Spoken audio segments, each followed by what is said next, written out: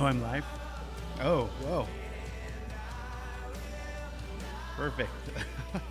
I'm just going to get set up. Oh, just 1 minute ago? Okay, good.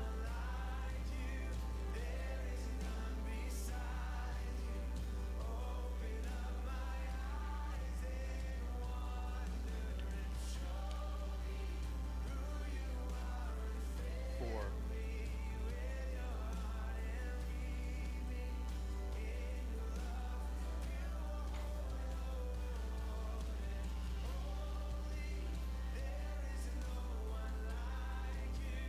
Let me just send this link out to the people.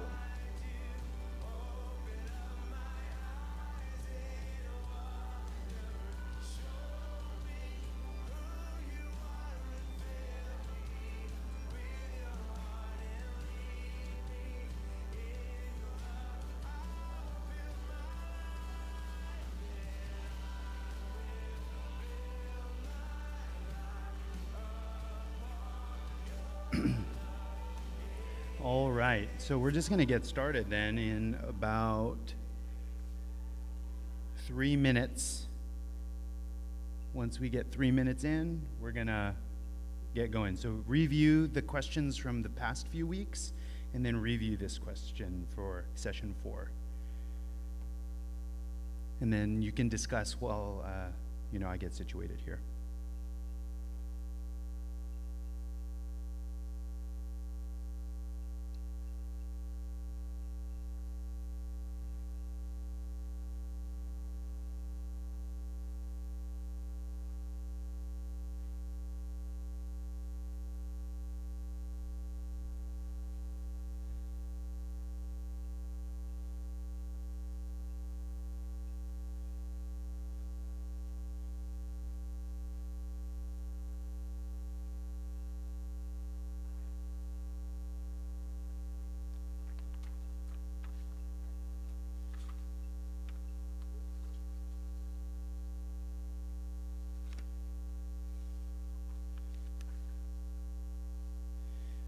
So what I'm going to ask us to do before we get started, which I haven't done in the past, is I'm going to give us a little bit of time so that you can interact with the folks around you. If you're online with us, then you can, share your thoughts in the chat.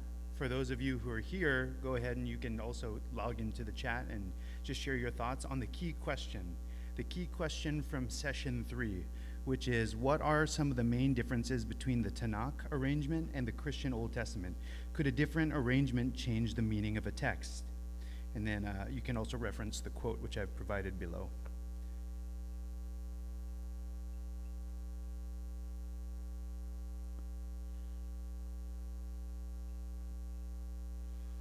Trying to pull up my stuff.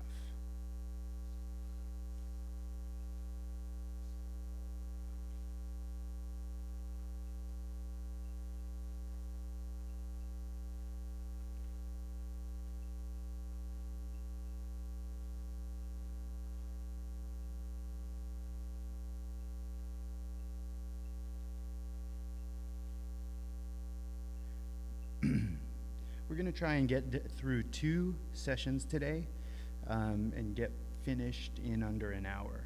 So before we get started, I'm just going to open us up in prayer. Feel free to still chime in your thoughts in the chat or to raise a concern, share insights once we finish praying. Let's pray. Heavenly Father, we thank you for this evening, and we thank you for this time in which we get to really dive into the scriptures and to really challenge ourselves with what's really going on within the text and what is just underneath the surface of our leather-bound Bibles, if we just had the tools with which to excavate it and properly handle the material. Lord, be with us as we do this evening. In your name we pray. Amen. So Gabe, that is yours right there, that packet. So that's going to be session 1, 2, 3, 4, 5, 6. Cool.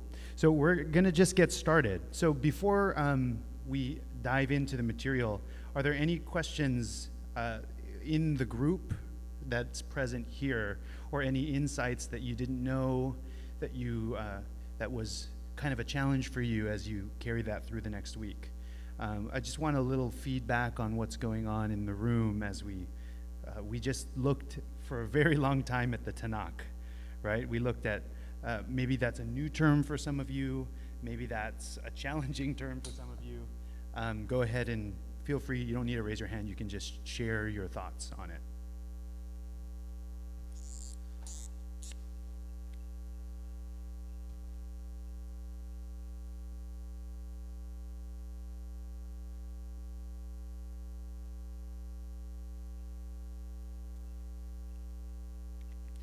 Any thoughts?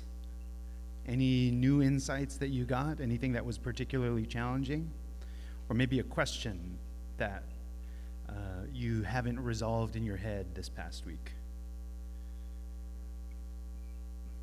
Feel free to just write that down and raise your hand at some point during this session. I'm just going to get going, okay? But I would like some feedback from you guys when I do ask questions. It doesn't have to be right. It's better that we process through it out loud, okay? So we're going next step. What did we do last session? Just a quick rehash. You have the actual title of the session. Yeah, so we examined the ancient shape of the Hebrew Bible, right? We looked at we proposed an order of the text, and we tried to find little connections and links as to provide evidence for that sort of proposal, that proposed order. What do we mean by shape? Why do we call it the shape? Let's just try and answer that key question. Right? The key question: what are the main differences between Tanakh arrangement of the Christian Tanakh arrangement and the Christian Old Testament? What are some of those main differences? We spent the entire hour and a half on those differences.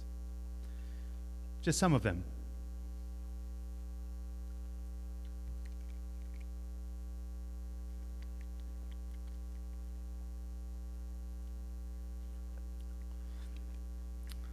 What are some of those differences?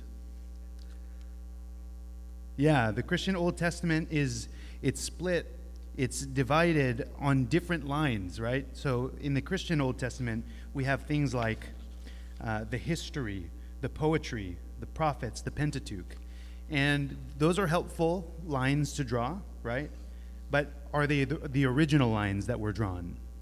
They're not the original lines that were drawn, right? They were added later as scholars who are not Jewish were trying to make sense of the order of the Old Testament, correct? But the order of the original, or of the Tanakh, is Torah, Nevi'im, and Ketuvim, right? Why would it be important, or let's ask the question of the main question, of the second half of the main question. Could a different arrangement change the meaning of a text? That's kind of a hard one, right? I won't ask you all to answer it now, but I really want you to think about that. Is the order of the text, or the order in which you first look at a text, does it change the meaning? I know that's a scary question for some of us, right? But sometimes the way we approach can really color the way we receive the text. So just think about that as we get going.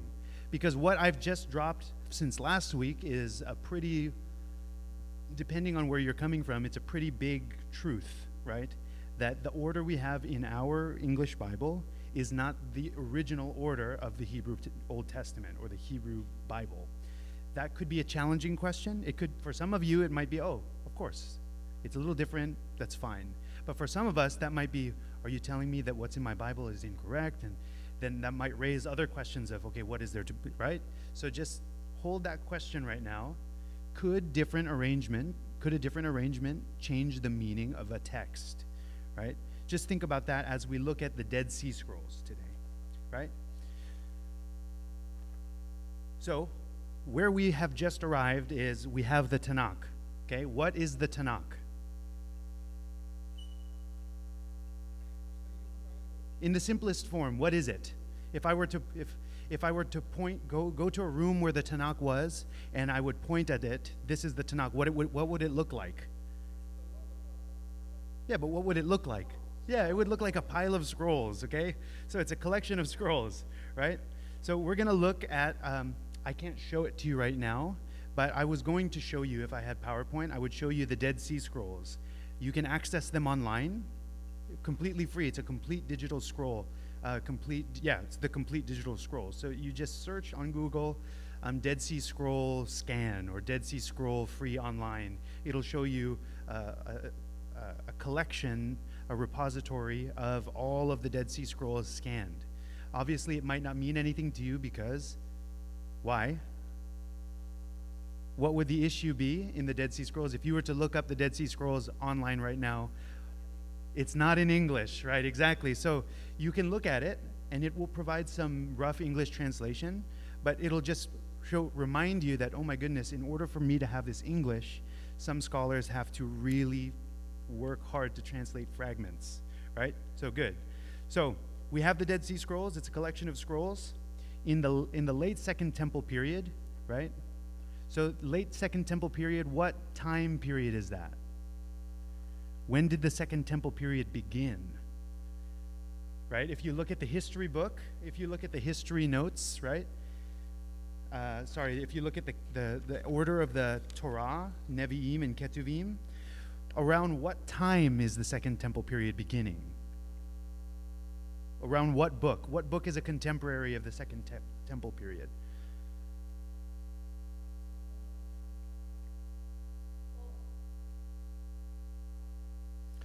Acts is also the Second Temple period, but we're thinking Hebrew Bible right now. So the entire New Testament is actually Second Temple, right? But where the beginning of the Second Temple period, it actually begins somewhere in the Old Testament or in the Hebrew Bible.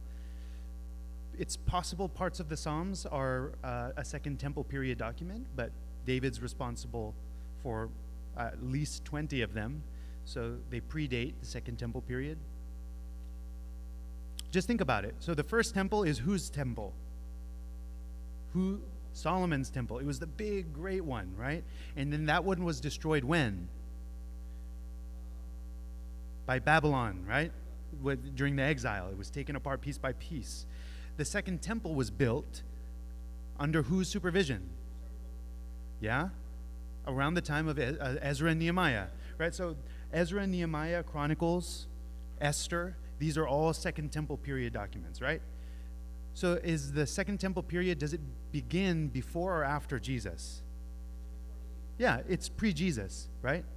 So in the late Second Temple period, pre-Jesus, Judaism, right? We talked a little bit about Judaism last session.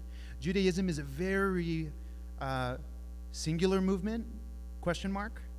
What do you guys think? Is Judaism a very neat and clean religion at this point in time? Is there only one kind of Judaism?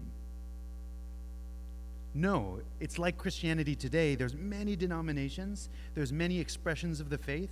There are warring factions within Christianity. At this point in time, Judaism is very diverse. You see some of them in the Gospels. Who are some of the warring factions in the Gospels? The Pharisees and the Sadducees, right? And then you also have the rebellious poor, like Peter, right? The zealots, right? The zealots. So you have a lot of factions. Think about what it means to be Jewish at a place where you, in order to receive communion with the Lord, you go to the temple. But where are the Jews at this point in time? All over the nation, right? So there's different expressions. There are some Jewish groups who are only going to synagogue, right? They're not going to temple because it's expensive, it's dangerous, and it's far, right? So Judaism is very diverse, right? So what's the center of Jewish practice at this point? Where does everything focus? Yeah, the temple in Jerusalem, right? Okay, and who runs the temple? The temple court and the high priest, right? So in order to understand what the temple is, because we don't have anything quite like the temple in our culture, right? In order to really understand the meaning for Second Temple Jews of what the temple signifies and symbolizes, it's like the state capitol, the most important cathedral, and the government, like the seat of government, right? It's actually the entire institution rolled into one, right? Israel is not allowed by any of its imperial overlords to have a thumbprint of Babylon or Persia or whatsoever. Right? The temple was supposed to remain clear, right? Somewhere in the 200s or early 100s, there's a big division in the priesthood over how the temple services are supposed to be run. The calendar, the sacrifices, and so on and so forth, right? So there's a big division around 100 and 200. Is that before or after Jesus?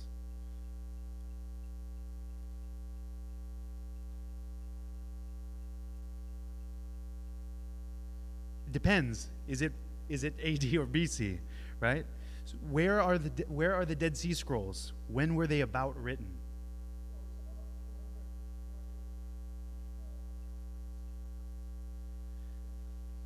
It's helpful for us to place this in history.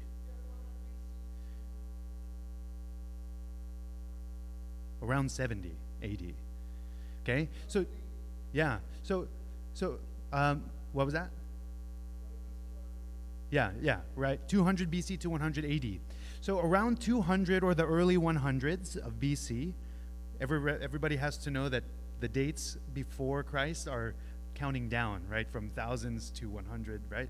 So around the late 200s, early 100s, there is a group that had a division in the priesthood, right? The priesthood divided in that time over religious practice. So one group was kicked out. They were kicked out of the temple over a huge temple disagreement. And they grab a bunch of scrolls and they secede from Jerusalem, right? They go down and start what we would think of as a monastic community. They become ascetes and they hide in mountain hills and they make communities there, down by the Dead Sea. So this spot, one of the major names of this group of people, city-wise, does anybody know the name?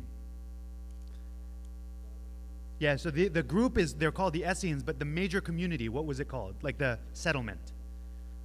The name of the village or the city. Qumran, okay? So Qumran, it's over by the Jordan, in the Jordan Rift, right? And it's a remarkable place. You can still go there today. There's lots of tourism and archaeology still going on down there. And it's a big complex of ruins that are still there today. When the Romans took out Jerusalem, they went 20 miles down the road and then they destroyed Qumran. Okay? 20 miles from Jerusalem, they went down to Qumran and they destroyed Qumran. So they took their library of scrolls, right? The Essenes, when the Romans were on their way down, this group left Qumran and they took all of the scrolls they had been copying and they hid, right? The oldest materials, the oldest scrolls of the Hebrew Bible in existence are the Dead Sea Scrolls, okay?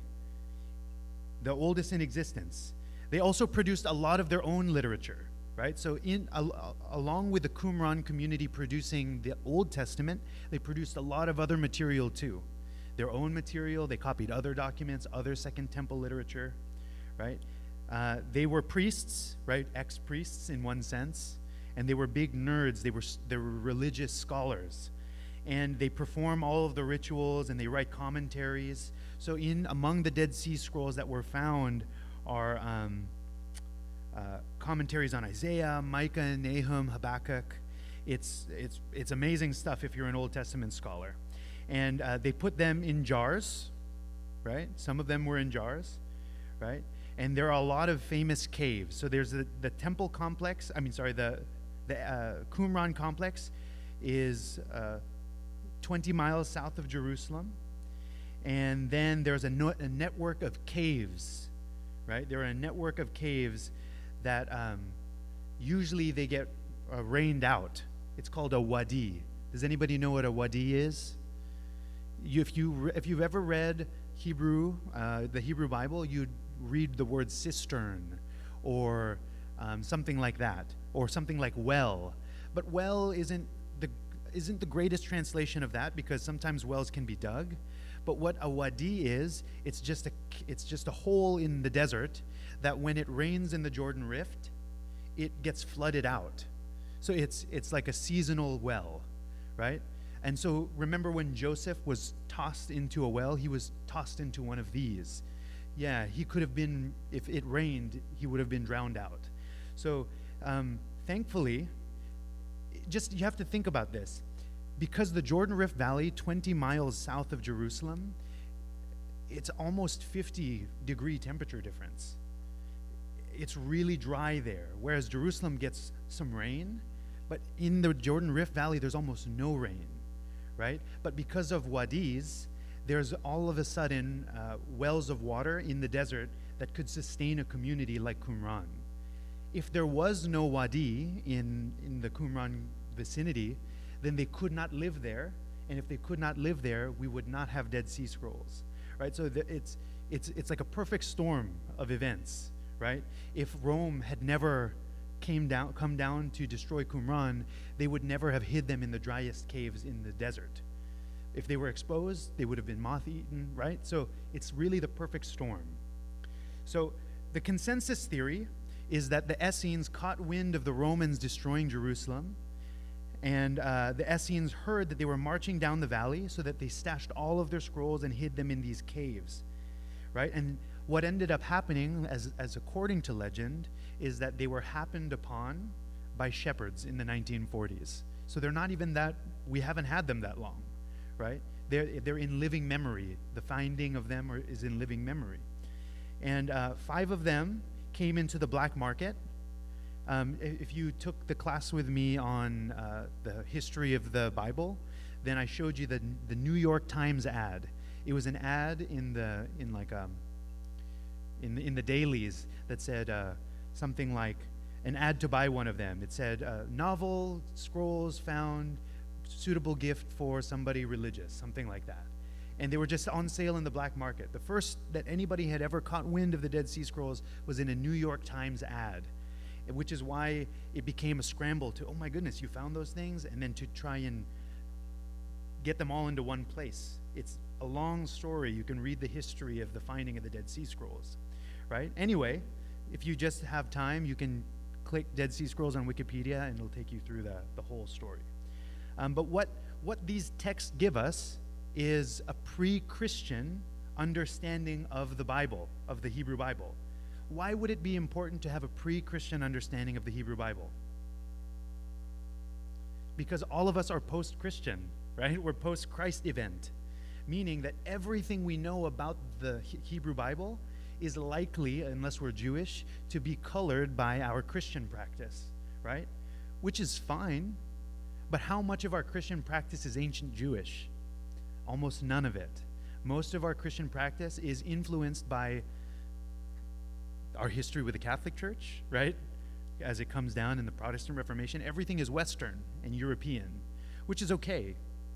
But when we're looking at the Hebrew Bible, would it be helpful to have a pre-Christian understanding and a more Jewish understanding of the texts? Yes, I think so. And so what this gives us, the Dead Sea Scrolls, it gives us a little window into how they were reading their Bible, right? How these most religious scholars were reading their Hebrew Bible, right?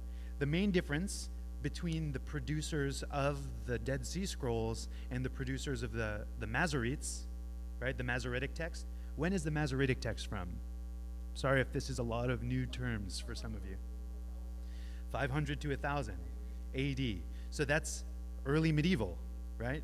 So this is all now early medieval Jews writing in Hebrew. What's the main difference, like right on the nose, the main difference between the Essenes and the Masoretes? This one, it will feel like a complicated question, but it's really obvious. What's the main difference between the Essenes and the Masoretes? Oh yeah, geography is true. But other than geography, just time and place. The Essenes didn't know who Jesus was, right? The Essenes are not reading the Hebrew Bible in light of Jesus, right? And it's good for us that we're reading the Hebrew Bible in light of Jesus, but you have to remember that there was an interpretation of the Hebrew Bible pre-Jesus, right? So for us as modern Christians, it's very good that we can make connections to Jesus. But what I would like to say is hold your horses, right, a little bit, and try and get, what did this mean to people before they knew about Jesus? What were they anticipating? What were they hoping for? And then you can go and then fill in the Jesus colors into your, coloring book of the Hebrew Bible. But let's try and get this Jewish stuff first. And so the way they understand and read the Bible is so similar to how Jesus and the apostles read the Bible, because Jesus inherited those readings, right? And the apostles inherited those readings. The main difference is that they didn't know about Jesus, because for the Essenes, Jesus was not born yet. They thought the person who was bringing the whole story of the Hebrew Bible to its culmination was a figure called whom? For the Essenes, it was the teacher of righteousness, right? But for a lot of the Jews of the day, who are they anticipating? What are some of those things that you know that Jesus gets called, but they didn't know it was Jesus? The Messiah, the Mashiach, the Christ figure, right? The anointed one who's coming. So a kingly figure, right? Anointed one is a kingly idea. Who else? At the end of Chronicles, what were they hoping for? It wasn't a Messiah yet. They didn't use that word. They were hoping for a prophet, right? They were hoping for a prophet like Moses, right? And so there's a prophet that they're anticipating, one who will bring the world to rights. There's a king they're waiting for, one who will bring the world to rights. There's a hope, right? And they had all of these hopes. They didn't know it was Jesus at this point, right? So they thought it was all coming to fulfillment through this figure, right? So the Essenes are hugely important, right? Because they're giving us a window into pre-Christian interpretations of the Hebrew Bible, right? Hugely important. Here's another reason why these scrolls are important. They actually preserve for us, this might not occur to some of you, but they actually preserve for us the technology of scroll making in the very period of the pre-Christian movement of what the Bible would have looked like in Jesus' synagogues, right? One of the very first scrolls to be discovered was, does anybody know? Does anybody have a guess? One of the very first scrolls of the Dead Sea Scrolls, Isaiah, yes. All 66 chapters. It's the most complete we have of Isaiah. An entire 66 chapter scroll of Isaiah, right? And there's a really cool website, I mentioned it earlier, called Digital Dead Sea Scrolls. It's public domain, so you can go there, and they have this interactive feature where you can virtually scroll through the Isaiah scroll in its entirety. It's just neat to look at. And so they actually highlighted verses, and every verse they'll give an English translation of it if you want. So what the Dead Sea Scrolls did for us is it helps us to imagine what kind of relationship a human being would have to a text, right? It's in scroll form, right? And so, does anybody know what these scrolls are made of? Not usually. There are papyri, but usually that's in epistolary literature. So that's more a New Testament deal.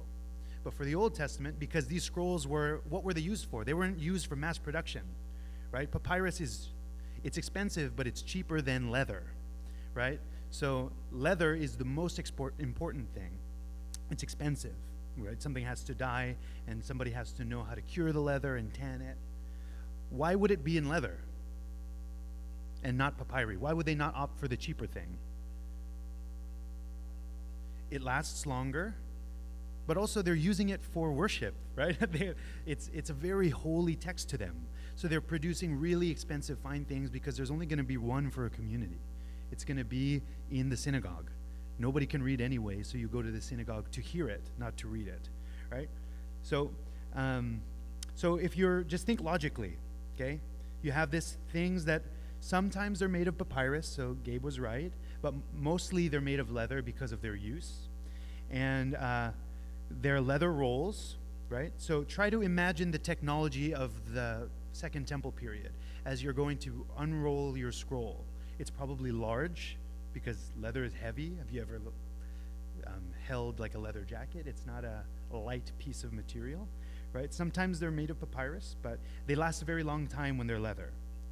And so this thing is over 2,000 years old, right? Just think logically. If you're reading a scroll, if you read it from beginning to end, which parts of the scroll are going to be have the most wear and tear? What? Yeah, the top and bottom, because it's the stuff that usually gets moved, right? And so often it's the first thing that's decomposed or damaged, right?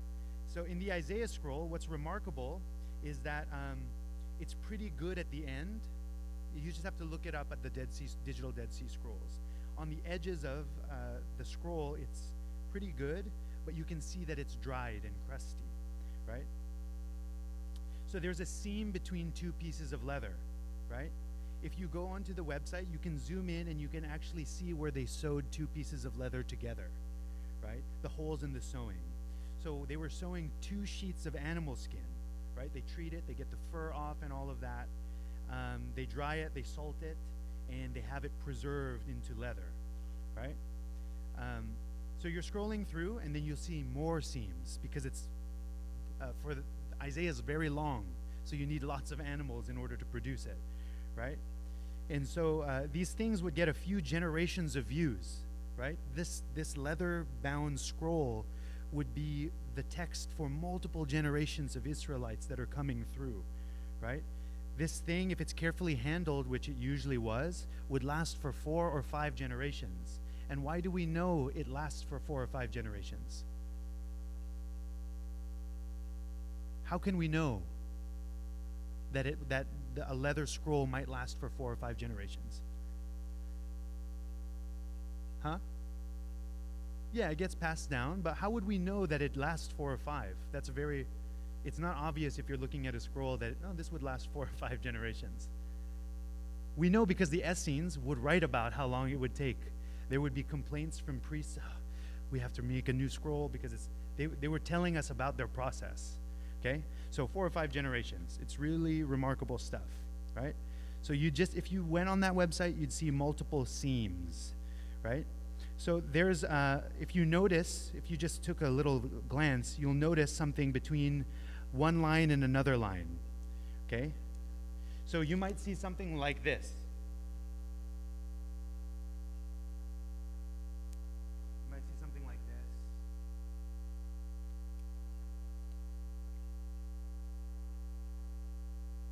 I'm just writing the chet because I don't want to write in Hebrew. But what would you notice there in the Dead Sea Scrolls? What did I just do? Yeah, well, that's in Hebrew, right?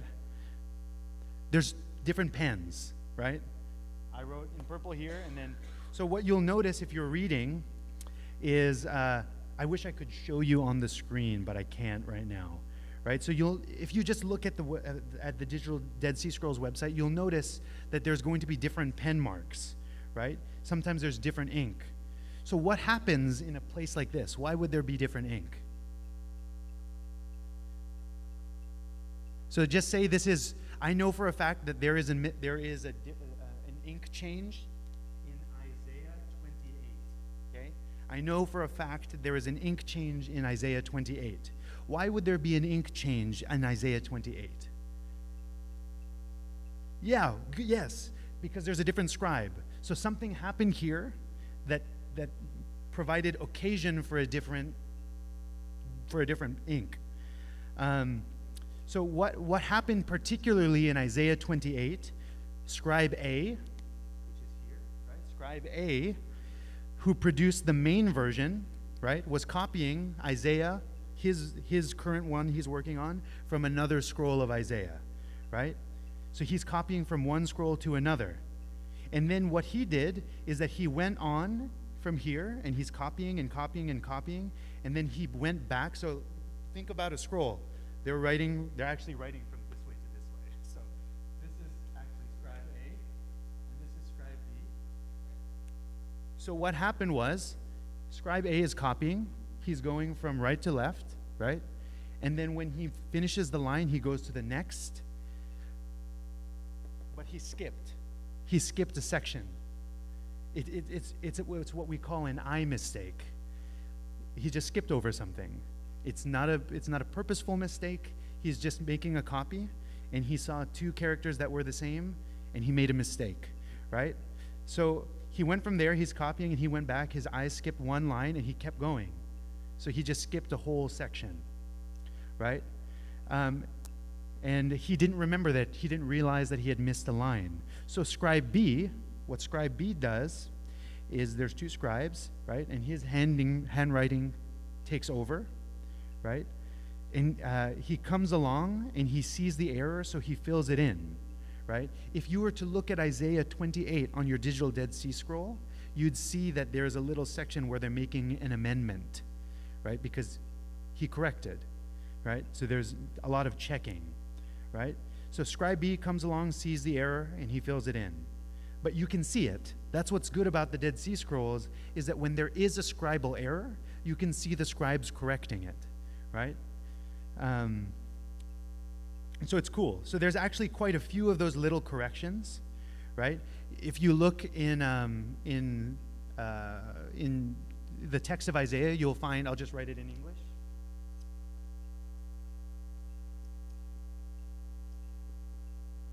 Jerusalem, which is Jerusalem, right?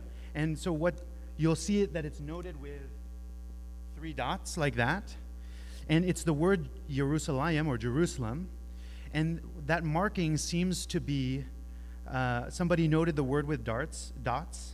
And what this seems to have meant, because you see it across the Isaiah scroll, is that the scribe had 2 scrolls.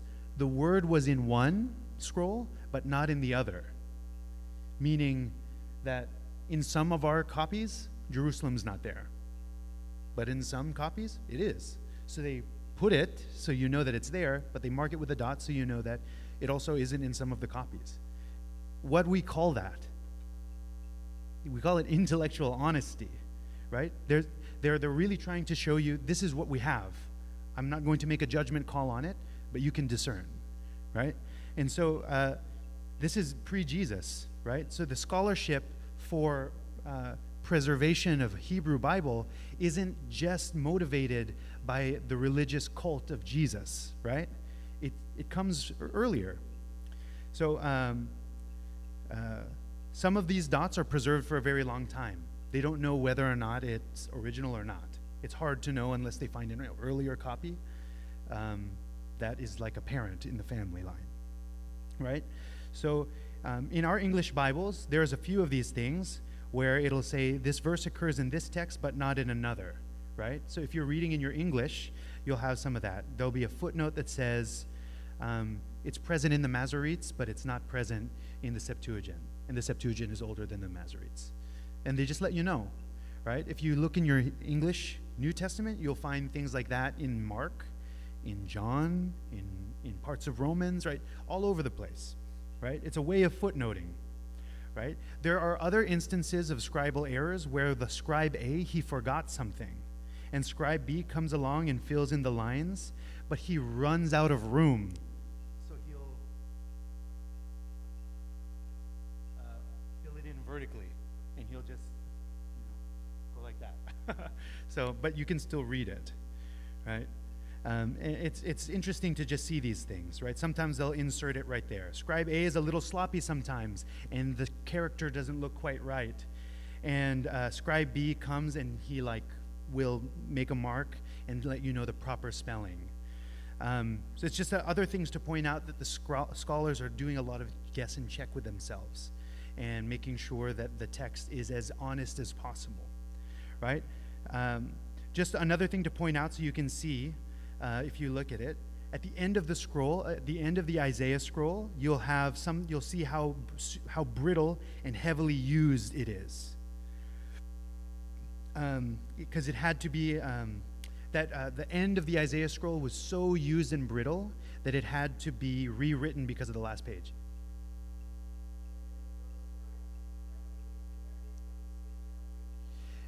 Yeah, usually they'd be from the same generation, but you'll see across the fragments that sometimes, because it's the way that the Masoretes were is that they were raising their children to apprentice in that group.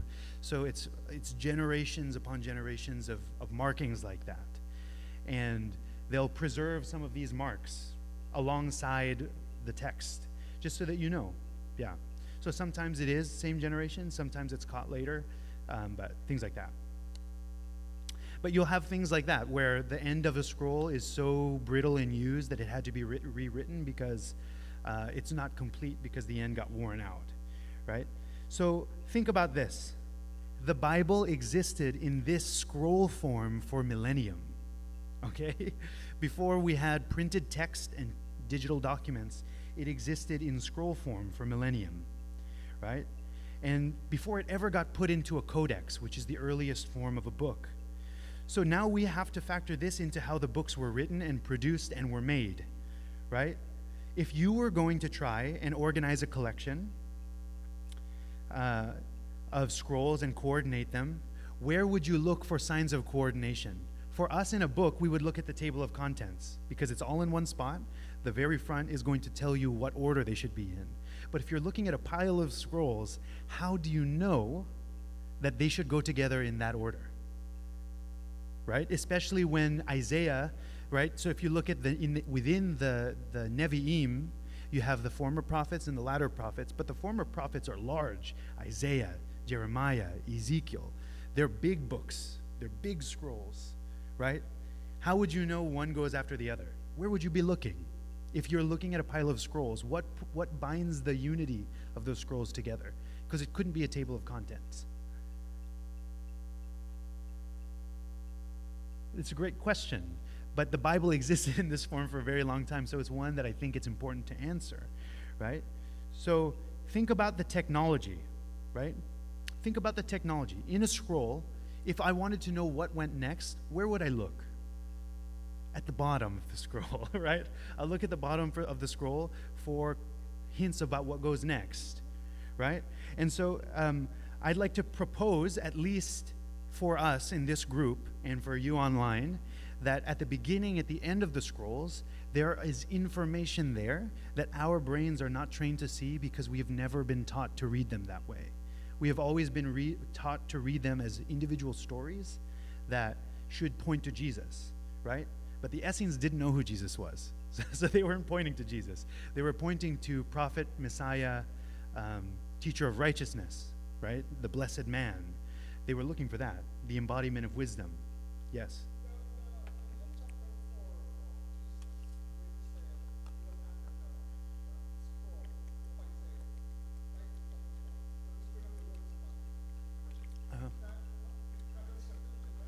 That's the Septuagint version, yeah.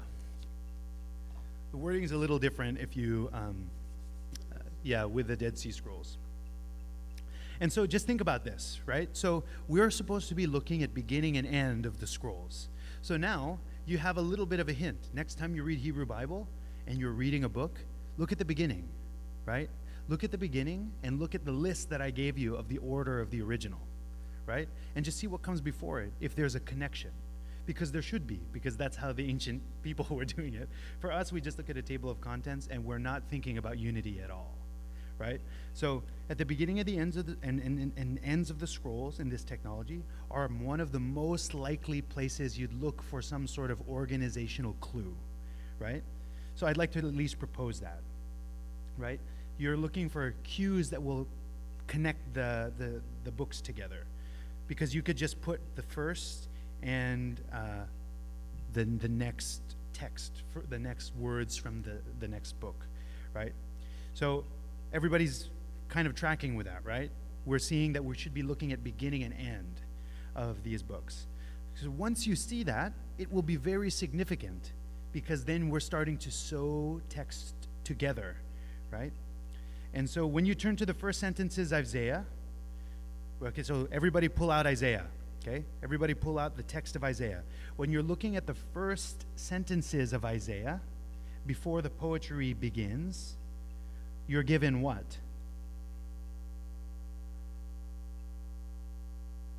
So just check out the first, because Isaiah's, a lot of it is poetry. Most of it is poetry. Poetry and strange stories. But before the poetry begins, there's almost like a little tag, right? It's a little marker for you. What does it say? Somebody read it. Isaiah. Just the very beginning of Isaiah.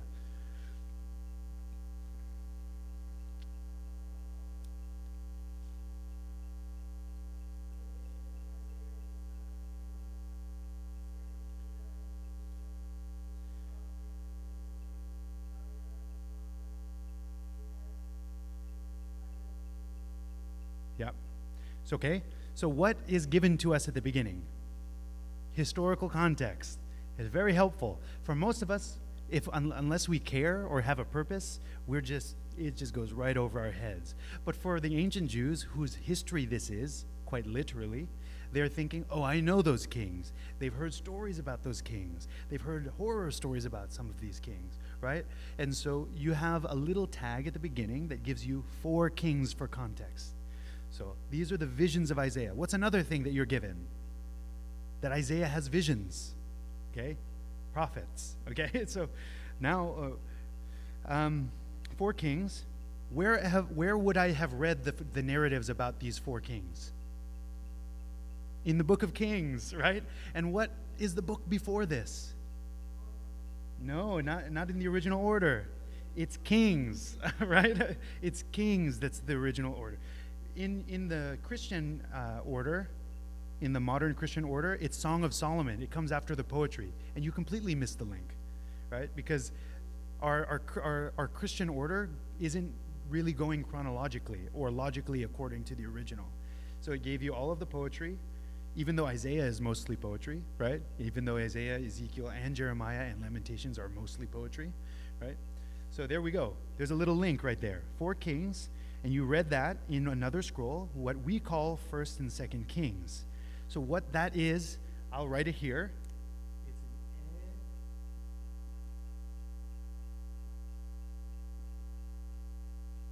It's an editorial link, right?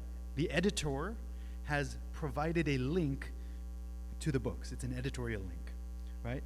And so the visions of Isaiah, they give you that editorial link, and it's as if when you're reading Kings, you're supposed to have mentally uploaded all of the kings and all of the spots that these prophets fit in, right? And when you start reading Isaiah, because you've just finished reading Kings, you remember, oh, so when this king, I was hearing the story about this king, Isaiah was off doing these things in Jerusalem. Was Isaiah famous at the time of King Uzziah? No, he was a crazy guy on the streets of Jerusalem, right? Shaking his head, you guys, if you don't stop, this is going to be destroyed. Nobody's listening to Isaiah, right?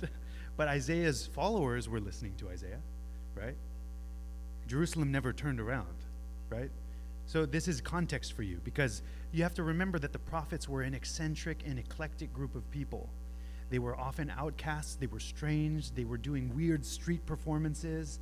Ezekiel's making a little miniature of Jerusalem and watching it go, right? He's cooking bread over human poop, and he's saying, this is like you traded the Torah for this bread cooked over poop. And it's all symbolic, right? And so they're weird. And so nobody's really listening to them. But that's the context, right? And so it's right at the beginning of the scroll. Almost all of the prophets begin this way. The first 3 verses of Jeremiah, right? Read the first 3 verses of Jeremiah.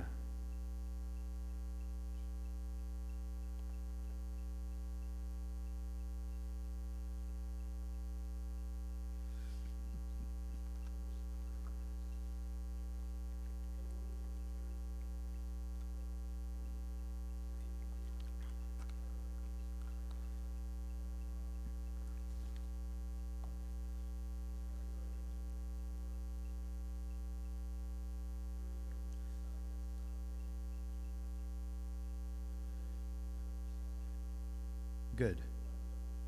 Yeah. Okay, so, yeah, and then what happens after verse 3? What's verse 4 like? Okay, so look at that. So what we have to do is recognize there are editorial links. And this is where, when you look at the text like Pentateuch, history, poetry, prophets, why might this be a little misleading? Why might dividing based on genre be misleading? Just think about it. There we get 5: history, poetry, prophets, Pentateuch.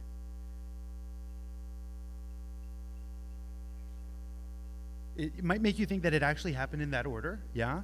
It also might make you think that these are clear and cut and dry categories, right? That poetry only exists in these 5 books, right? But when you're reading Isaiah, the first little section is not, that first little sentence, that's not poetry, but right immediately it's poetry after that. And then most of the rest of the book will just continue on with poetry. But there's a little part that isn't poetry. It's the little editorial link that tells you the historical context, right? And so if we're not reading carefully, we'll see in Jeremiah that verses 1 through 3 are not in the same voice as, and then the word of the Lord came to me, right? It gives you the little context, and then it goes off and tells you it's the body of the book. Does anybody know where Jeremiah is linking to in the first 3 verses? It's 2 Kings, right? So when you're reading the beginning of Jeremiah, you should know we're in 2 Kings context, okay?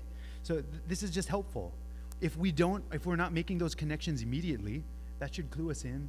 We've got our work cut out for us in reading the Hebrew Bible, right? And it's at the beginning of the scroll, okay? So think about now Song of Songs, okay, which is in relationship to Solomon, right? In Hebrew, it's just a preposition to, meaning the preposition to. The Song of Songs, which is in relation to Solomon, right? Somehow, right?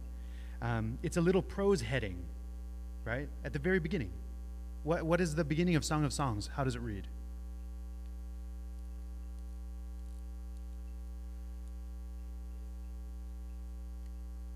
Yeah, but if you read like above the, like near the title, there's a little superscript.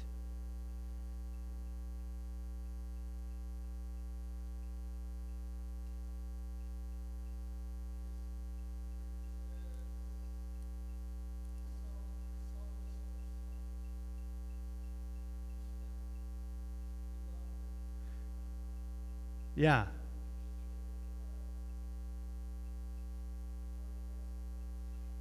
Yes, exactly. Or best of the songs. So what you get there is that the title is actually part of the text, right? It's the Song of Songs, right? Right? The Song of Songs. And so you get a little prose heading, which is in relation to Solomon, and then the rest of the book is just pure poetry. It never will reference really Solomon again, right?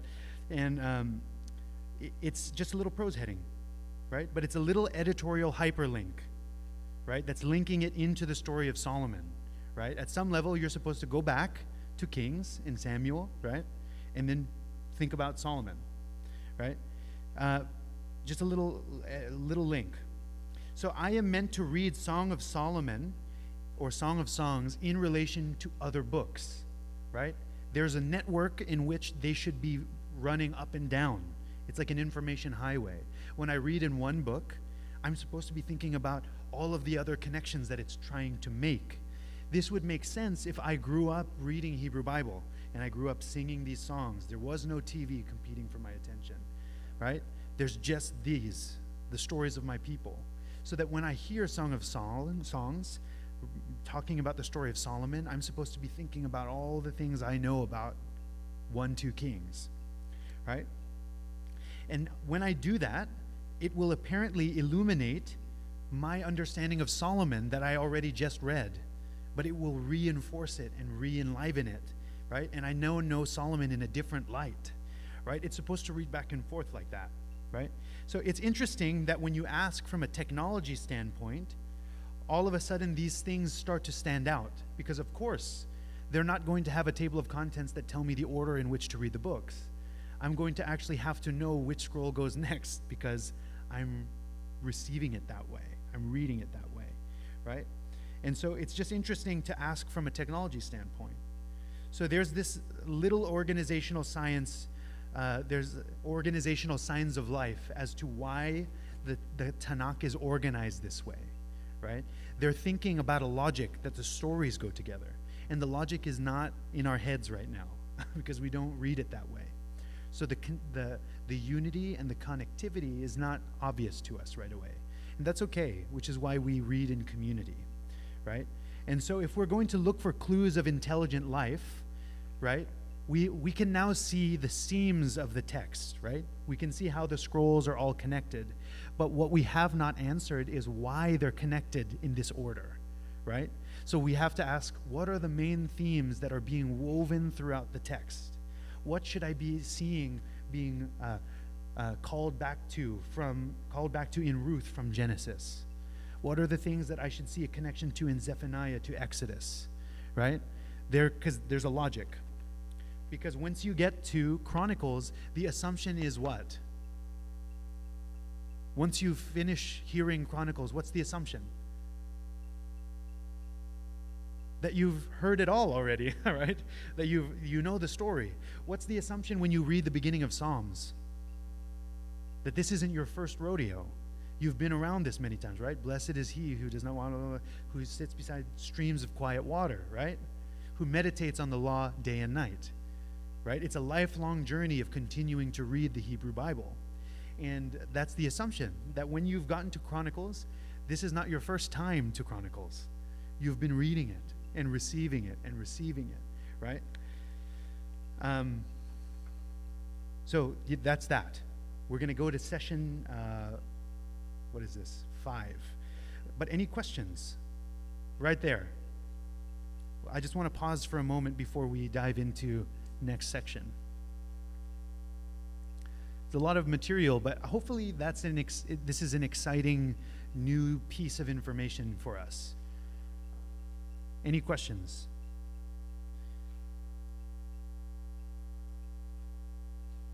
None? I have an anticipated question that this was asked of me when I was explaining it to a friend. So when I use the word editorial, it means that earlier texts were then looked back on and edited, right? So that means that Genesis was edited to fit nicely into Exodus, and edited to fit nicely into Leviticus. Deuteronomy nicely into Joshua, right? There's a question buried in that. Does anybody know what question somebody might ask to this piece of information?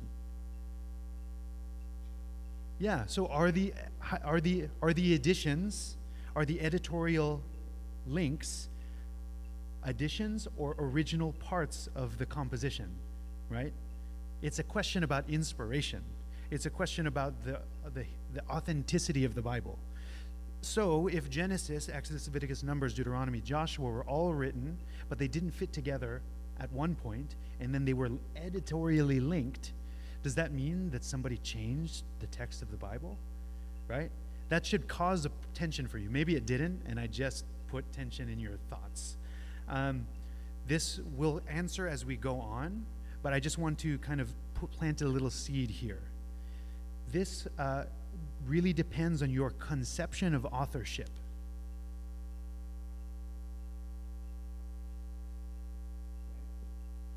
So it depends on your conception of authorship, what it means to write an ancient scroll, right? If you think about this the way that you might write in a book, a contemporary book, how do we write books today?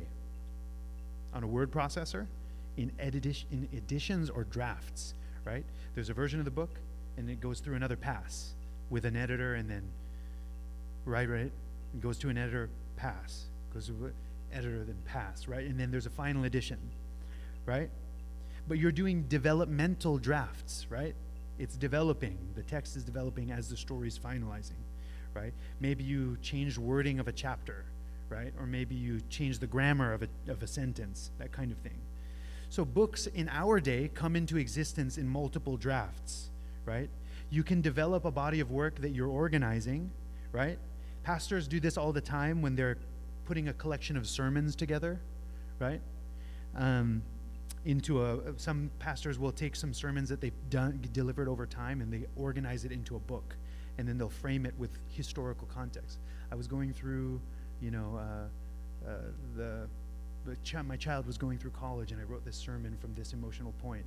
And then after that, my wife and I lost my wife, something like that. And they're contextualizing their sermons, right? They delivered the sermons orally, but then you're receiving the text draft. Is it the same as what they delivered orally? Not in its entirety, right? They're not reading it verbatim usually. But they go back and rewrite their oral sermon into a written essay, right? and they collect it in stages. So think about this. You have as an author, you have an author, but the way the book comes into existence is multiple stages of authorship, right? And as we're going to see that within the history of the Hebrew Bible, the book of the Hebrew Bible is more like a multi-stage draft because it's 1,000 years of history, right? And much of it is, even if we think that Moses is responsible for Genesis, Exodus, Leviticus, Numbers, if we think that Moses is responsible for Genesis, Exodus, Leviticus, Numbers, Moses post-dates most of Genesis, right? Moses is not that old, right? He wasn't present for his forefathers Abraham and the stories. So he could not have been responsible for the stories, right? Even if he's responsible for its writing, right? But the stories were passed down. Moses wrote it, something like that, right? So we're back to the quilt metaphor, right? I gave that last week, is that when you're making a quilt, you're often adding pieces at different dates, but it's still one quilt. They go together. They were designed to be put together, right? But the materials are the same, coming from different places, right? So that's a helpful skill to see. It helps us to kind of let our understanding of the Hebrew Bible expand a little bit and take on some color and creativity. Because this is a book ultimately of, what did Paul call it? What is it useful for? Before teaching. We always skip to the teaching, rebuke, and reproof, but what's the very first thing that Paul says it's useful for? For making one wise, right? So we have to remember that wisdom is the prime mover.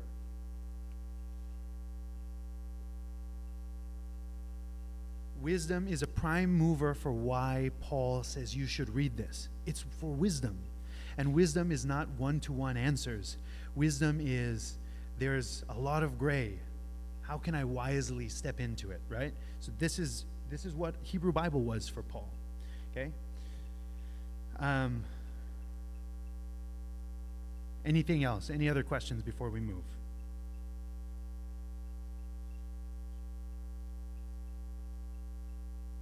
Okay, perfect. So this takes us now to session 5, which is, what's the name of session 5?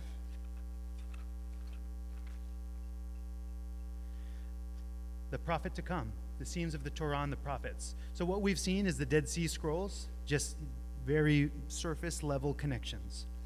Picking up where we left, let's turn to the conclusion of the Torah, okay? You can turn to the conclusion of the Torah in your Bibles, which would be the book of Deuteronomy. So you can go to the end of Deuteronomy, right? I find that actually at this point in teaching like the shape of Hebrew Bible, it's helpful to compare technologies, okay? I'm going to grab a Bible.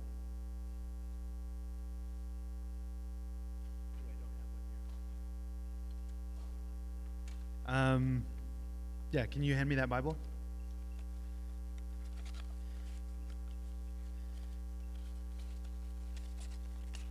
Here. Thank you. So it's helpful. It's helpful to just compare the technologies, okay? Imagine the scroll. Okay? So imagine this is a scroll. Okay? Now look at your Bible that you have. Okay? So this is a scroll. Look at the Bible that you have. Okay? This is just a good thought experiment. Okay? What we're doing, we're looking at the conclusions, the concludings and endings of the scroll boundary markers of the 3 sections of Tanakh. The boundary markers between Torah and Nevi'im and Ketuvim, right? Again, we're looking at those connections. Think of it that way. So there are 3 sections that seem meaningful because people refer to them that way. And if you look at transitions, scroll ending, right? Scroll ending and scroll beginning, when you're looking at two pages together, see these are 2 scrolls, right? Scroll ending and scroll beginning, you're going to look, if you look at those transitions, we're just going to notice some things. So let's just see what happens. Deuteronomy 34, last chapter of Torah. You can actually have this. I didn't need it, Ma. I changed my mind. Last chapter of Torah. So we're going to start from the beginning, though it's the last few verses that are especially significant. Somebody want to read it? I'll just do it. I'll do it so you can hear. Now Moses went up from the plains of Moab to Mount Nebo at the top of Pisgah, which is opposite of Jericho, and the Lord showed him all the land, Gilead as far as Dan. Right? Deuteronomy. What's the story? What's happened in Deuteronomy? If you recall, the Israelites had a very long, unfortunate road trip, correct? There was a wandering in the wilderness for 40 years. How long should that journey have taken them from Sinai to Jordan? Couple weeks at most. But it took them 40 years, right? Finally, Moses is marching the children of Israel, right? Where is he marching them? Who is he marching? Who is in the group? Who is in the group that is following Moses? It's the children of the people who left Egypt, right? Those people have generationed out, right? Now it's the children. So it's a brand new people. So these brand new people, what history do they not have? The Exodus, right? All they've known is wilderness, right? They grew up in the wilderness. They're young, 40, 30. They don't know the history, right? Their parents knew, and their parents complained, and they wandered 40 years, right? And so he marches this generation of the children of Exodus over to the fords of the Jordan River, right? Just before they cross. What's on the other side? Canaan, right? Yeah, Canaan. That's modern-day Jordan, right? About to go into the land. Joshua, Jericho, the whole thing, right? They cross. Joshua leads them to Jericho. They do the march. Very good, right? And so the whole thing. So Moses, of course, he doesn't get to go in. Why? Yeah, because of his temper, right? He hits the rock instead of speaking to it, right? That's in Numbers chapter 20 and 21. So these are Moses' last moments, right? These are the last times we hear of Moses, right? This is a big moment. So he goes up into the hills, right? That's the last few sentences of Deuteronomy. He goes up into the hills, which allows him to see all of the promised land. So he sees across the Jordan River, and he sees the promised land. So he sees Gilead and Dan, that's way up north, right? Naphtali, the land of Ephraim, Manasseh, the land of Judah, that's the central hill country, right? And he can just make out over the hills steep, and then he can see the Mediterranean Sea. That's the Negev, that's the desert, the valley of Jericho, right? Lots of nice palm trees in there, verse 3, right? As far as Zoar. Then the Lord said to him, "This is the land that I swore to Abraham, Isaac, Jacob, and I will give to your descendants. I have let you see it with your eyes, but you don't get to go," right? I think in the plot arc of the Torah, this land was promised to Abraham's descendants in chapter 12 of Genesis.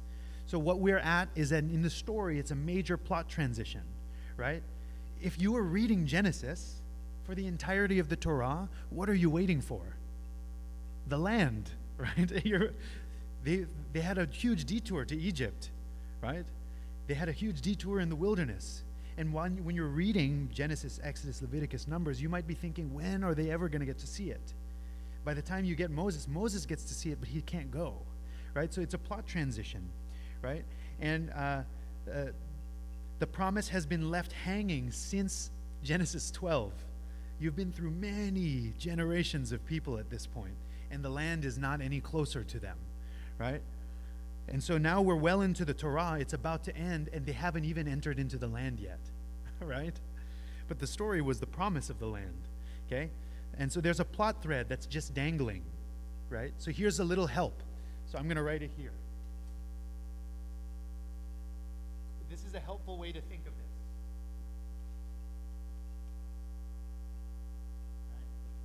As an English lit person, this is a very helpful term, plot thread.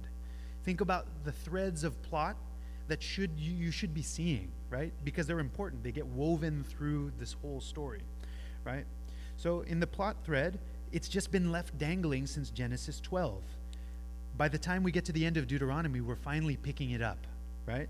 The thread is back, right? This is the land that I swore to Abraham, Isaac, and Jacob. I give to your descendants. I've let you see it. You won't get to go. So Moses, the servant of the Lord, died there in the land of Moab, right? Tragic, right? According to the word of the Lord. And he buried him in the valley in the land of Moab, opposite Beth Peor. No one knows his burial place to this day. Pause. Verse 6. What do you notice about verse 6? Yeah.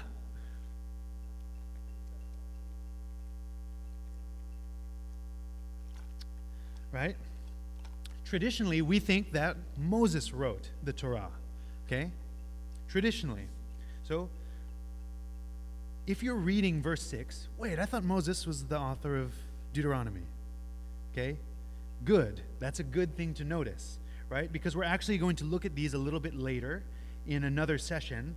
But Moses is named as an author or writer of scrolls within the Torah itself.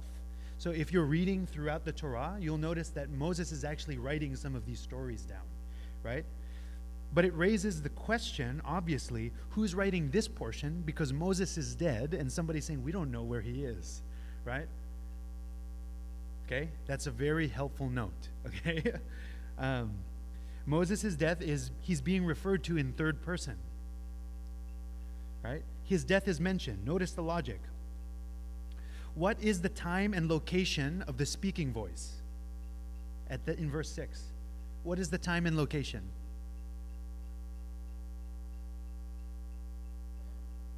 Well, no, the time and location of the speaking voice in verse 6. Yeah. So where is he? Exactly. Yeah. So where is he in terms of time? Future. He's past Moses. He's looking back, right? He's looking back at Moses. He's saying, guys, we don't know where he is to this day. That means a lot of time has passed between this little section. A lot of time has passed. We still don't know. Okay? Time and location, he is somewhere else, somewhere in the future. Okay? Right? It's past tense. So the death of Moses is in the past. And how far in the past? We don't know, but somewhere far enough that it's justified to say to this day, right? That means some time ago, right? It wasn't whoever is writing this is clearly, he's not trying to hide anything. He's just saying, we don't know where Moses is. He's buried somewhere in Moab, right? To this day, we don't know. At face value, the observation is, so whoever is writing this is clearly not trying to hide anything. He's being clear, right? It was so long ago, and then it says he buried him, right? So who is the last actor in the book of Deuteronomy? Who is the last individual that's doing an action?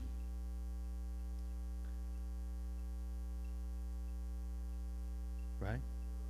Huh? It's not clear. It's not clear in Hebrew because it's just not clear in Hebrew.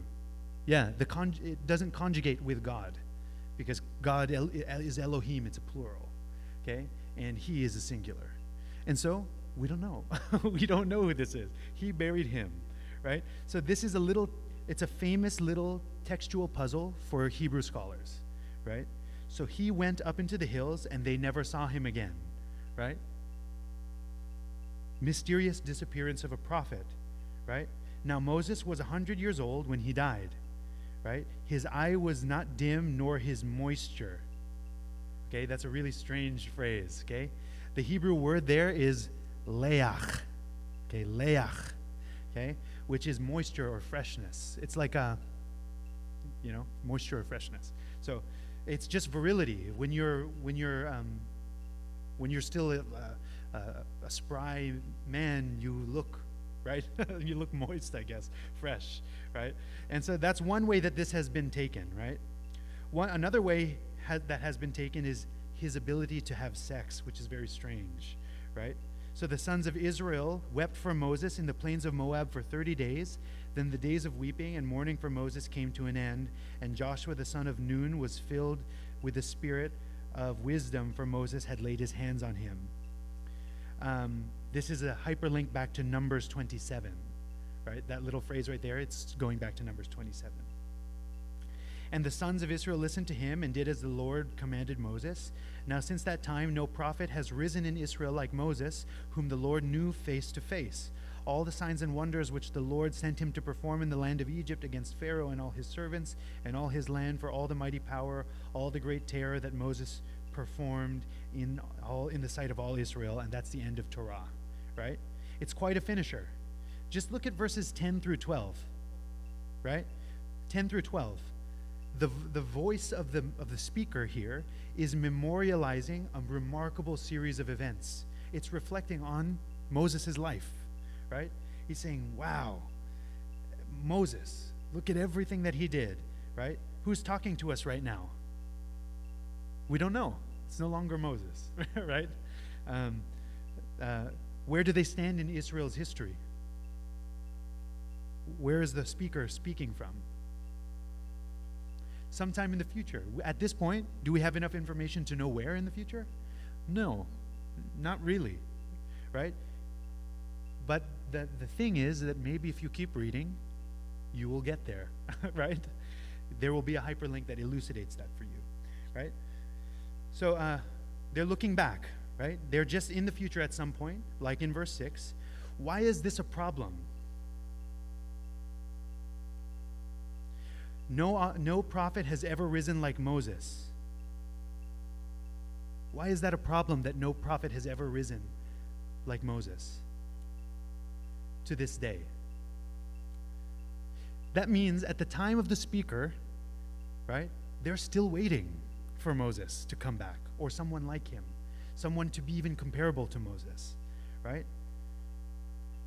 So is the history done at this point, at the finishing of the end of Deuteronomy? No, because there's Judges, Joshua, right? But at some point, we're still waiting for Moses, right? So this is also a little hyperlink into something earlier in the Deuteronomy scroll, where Moses actually said, Deuteronomy 18, verse 15, "When you go into the land, the Lord will raise up for you a prophet like me from among you, from your kinsmen. Listen to him."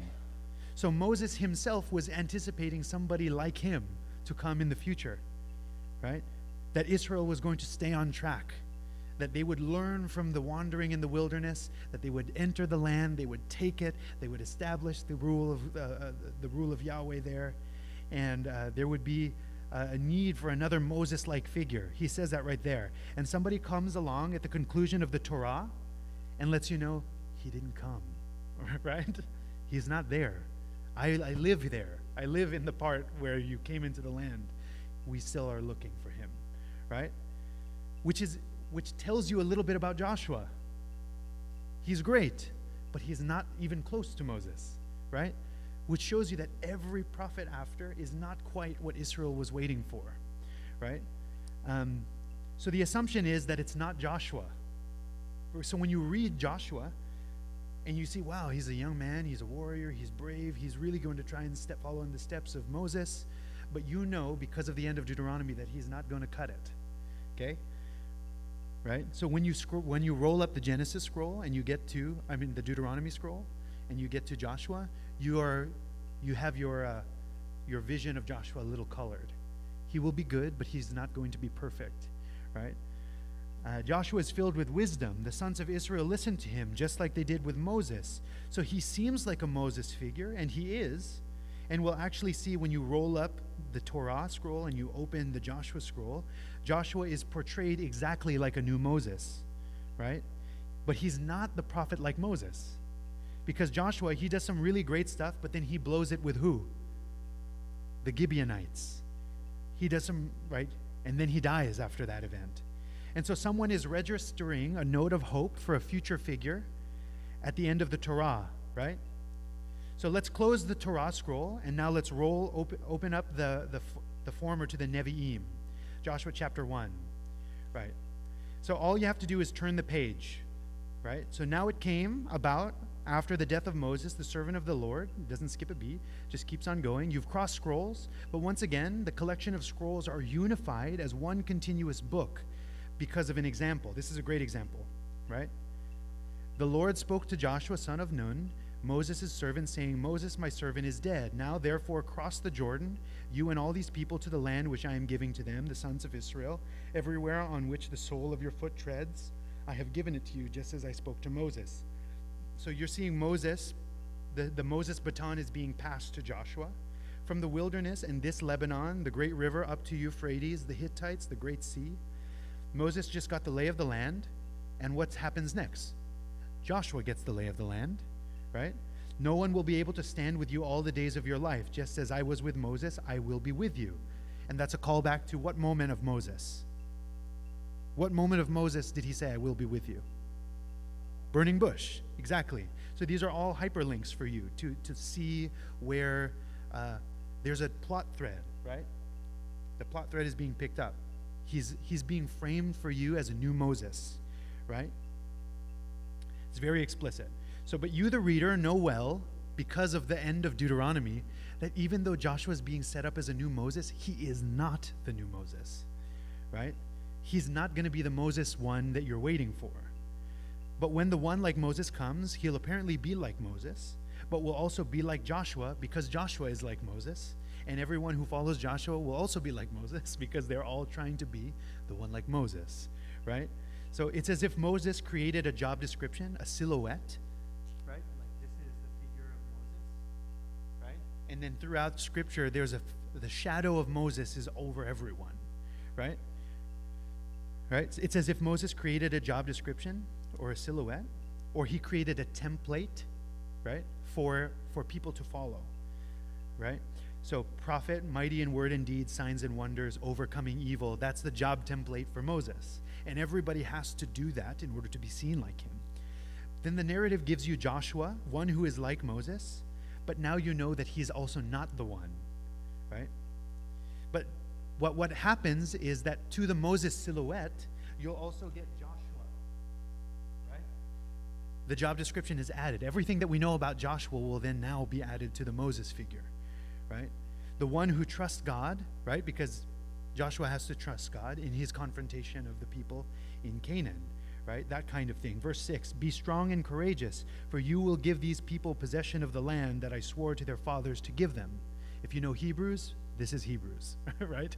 That they will take rest in the land, the possession of the land, right? It's a hyperlink back to Abraham, but Joshua is adding new parameters to the Moses figure.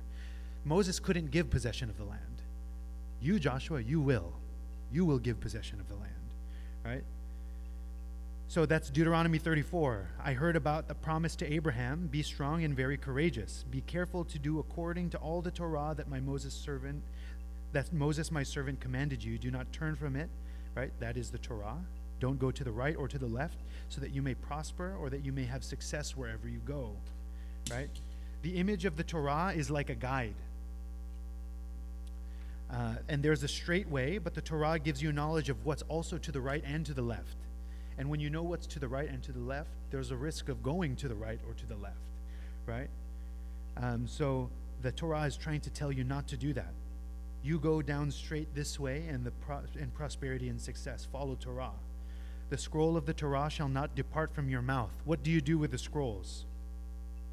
What are you supposed to do with the scrolls? Are you supposed to sit in your living room reading silently by candlelight? No, you read it out loud, right? You read it out loud, or you listen to it. And when you listen to it, you repeat it, right? That's what they mean. It won't leave your mouth. You're supposed to be reading Torah every day, right? People don't read scrolls in private in the ancient world because scrolls are expensive. You're always reading it somewhere in public because you couldn't own one because you were probably a goat farmer somewhere, right? It's very rare if they did. So the Hebrew word for read, there is no Hebrew word for read, okay, because most people are not reading. So the Hebrew word that gets translated as read, the original word, or like the base meaning, is to call out. It's to say out loud, right? Because you're thinking that you're reading out loud, okay? It's to call out. So the scrolls were designed, Book of the Law. The Book of the Law is Torah, most likely. Yeah. Yes, okay, that's a very helpful thing. I'll speak briefly about that here. The Book of the Law is Torah, right? Torah means law. But if you read Psalm 119, what is the Torah? What is the law in Psalm 119, right? Psalm 119 is a long psalm, and it's all about the law. But in Psalm 119, the author will say, your word is a law to me. Your word is Torah to me, right? The word of God, the voice of God is a Torah unto me. And so all of these things are Torah unto them, right? So it gives you some leeway. And I think that's why it's useful for wisdom, because then it teaches me that it's a mystery right now. We'll get into it at some point. But Book of Law explicitly is Torah, but it can apply to the entirety of the Word of God, at least for the author of Psalm 119. So the scrolls were meant for oral performance, right? That's why the scroll is not in your ear, it's in your mouth, because you're reading it aloud, right?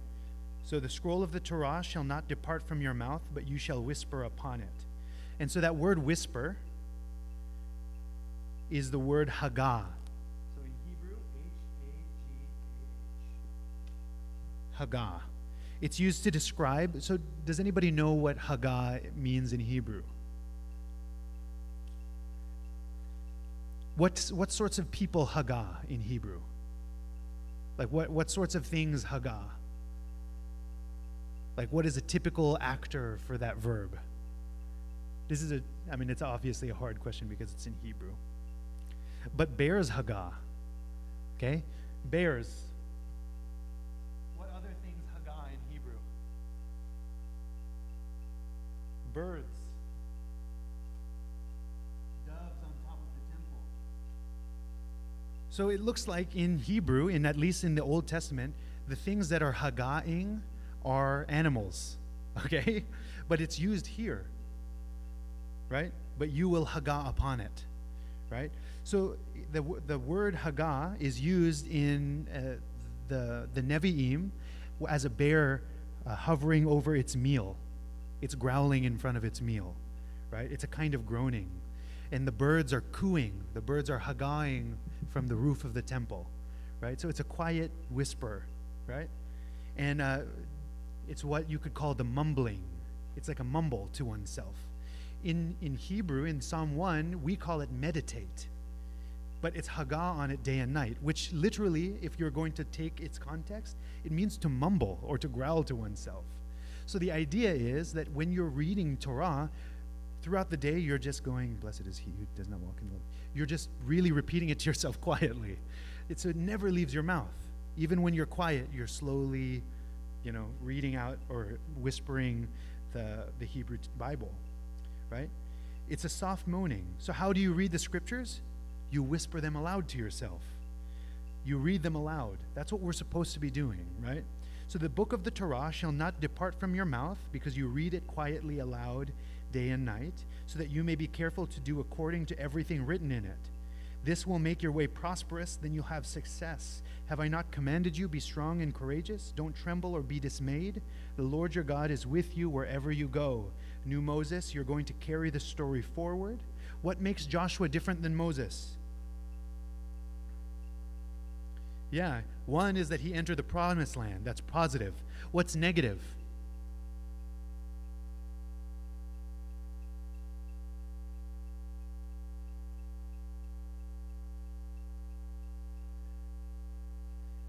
There's something different about the way that Joshua meets with God, right? Moses met with God very differently than the way Joshua does. What is Joshua commanded to do? Torah, read it, right? If he's going to stay straight, he's going to have to listen to the word of God through the Torah, right? So there's a positive and negative change. Moses didn't get to enter the promised land, but Moses met God face to face, right? Like a friend, exactly. So Joshua is commanded to be like a Bible scholar. You're going to have to read this guy. If you're going to lead these people through this promised land, you will read it, right? We're going to end pretty soon here. We'll finish session 5. But I'm just going to read one more section here. Deuteronomy 34 and Joshua 1. I'm just going to close the scene. Israel goes into the land. How do they do in the land? Wait, actually, I'll point something out at the end of the Joshua scroll. So go to Joshua 24 really quickly.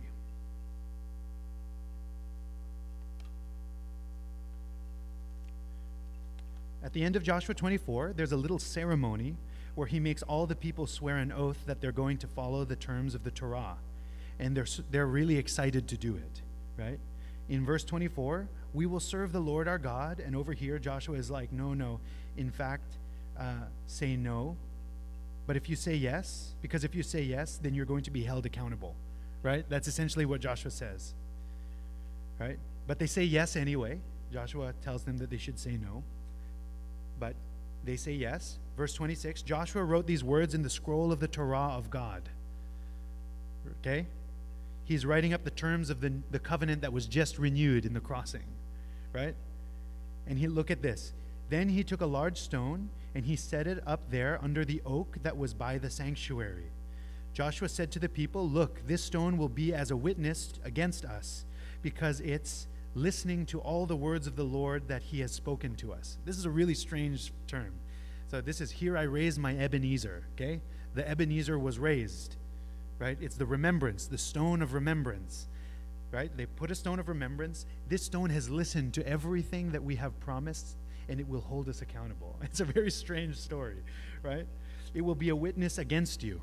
So anytime you come by this tree, you look at the stone and you'll remember the promise that you made that Joshua knew that you would break, right? So Joshua then dismissed the people. It came about after these things, Joshua, the servant of the Lord, died. Remember what Moses was called? Servant of the Lord, right? 110 years old, a decade shy of Moses. He didn't even get to live as long. Look at verse 31. Now Israel served the Lord all the days of Joshua and all the days of the elders who survived Joshua and had known all the deeds of the Lord which he had done for Israel. Okay? Do you see that in verse 31? So Israel was faithful to the promise they made there with Joshua, all the days of Joshua and the elders of the generation. But what happened after that? Well, when you turn to the next scroll, it didn't go very well, because after Joshua was gone, it's Judges, which is one of the most crazy storms of an awful book, right? It's violent, it's full of sex scandal, it's full of murder, right? Prophets who are cowardly, judges who will fail. It doesn't go well. They can keep it up until Joshua, and after that, there was no king in Israel, and everyone did what was right in the eyes of the Lord, right? That's the beginning of Judges, okay? So you see, Joshua turns the corner with a little sliver of hope, but he wasn't quite like Moses. He didn't die. He didn't live as long. He's still a servant of the Lord, but he didn't live as long. And they kept the promise that Joshua told them that they would break. They kept it until he died. And then when he died, there was no king in Israel. Everyone did what was right in the eyes of the Lord. There's a plot tension, right? So what you have, what might we call this plot tension that keeps getting frustrated at the end of every book? Let's call it a major theme. This is a practice for you guys. We'll end here. So you have this promise that Moses, right, he made a covenant with God, right? I'll go into the promised land, right? I'm going to lead your people. He breaks that. It's frustrated. Moses is frustrated. Joshua takes up the mantle. Joshua is being told that he's like a new Moses, but Deuteronomy told us that he's not quite. And then when you get to the end of Joshua, Joshua dies younger than Moses. He's a servant of the Lord, and the people obey. They keep the covenant up until him, and then Judges. It's very bad. And the book of Judges ends even worse than it began, right? It's a symbolic murder of a prostitute who is cut up into 12 pieces and sent to all the tribes. It's awful. And who did it? A priest. No good, right? Judges is awful. Right? But what can we call this major theme that's being, this plot thread that is being woven throughout the text? We can call it covenant breaking. Right? that's something to pay attention to. This is very helpful as you read through the Old Testament to identify what is a major theme that is being woven through the entire text, and how they keep and break covenants is one of them, right? They're consistently keeping and breaking covenants, right? Covenants are made, and who's the other partner of the covenant? God, right? Right? I'd love to talk about covenants a little bit more. We'll have to do it at the beginning of next session. So if you remind me, somebody write down, remind me to talk about covenants, because we won't cover this in the course, but I think it should be mentioned. But here's a nice theme to remember. So as you go into the next week, you can read this little section right here.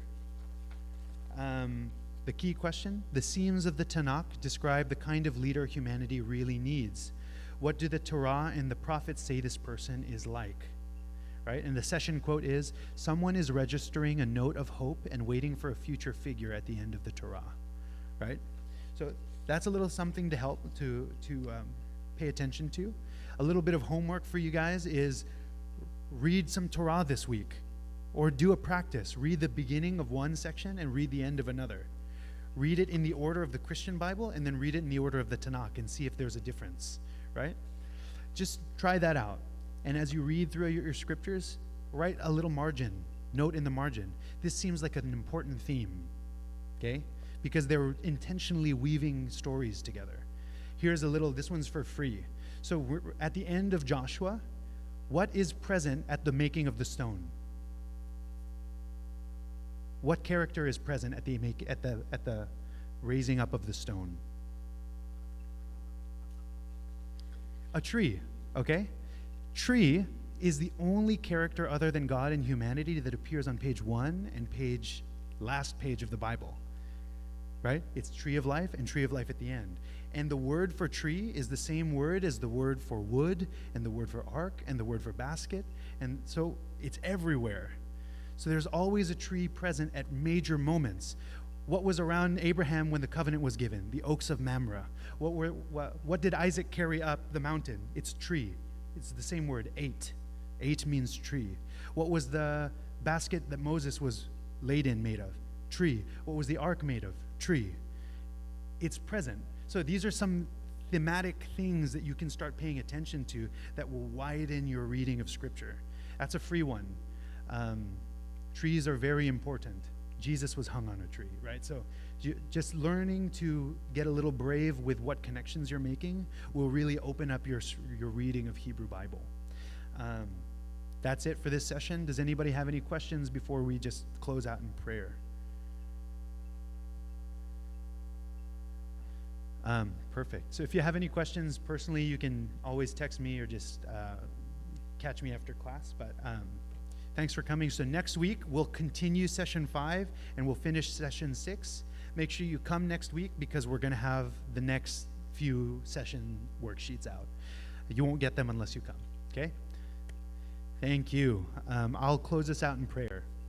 Heavenly Father, we thank you for this evening, and we thank you for a time in which we get to really dive into Scripture and to ponder your word and to really think through some of the challenging aspects of what it means to follow you as a modern person trying to remember what it's like to be an ancient Christian, really longing with the same longing that the ancient Christians were longing with.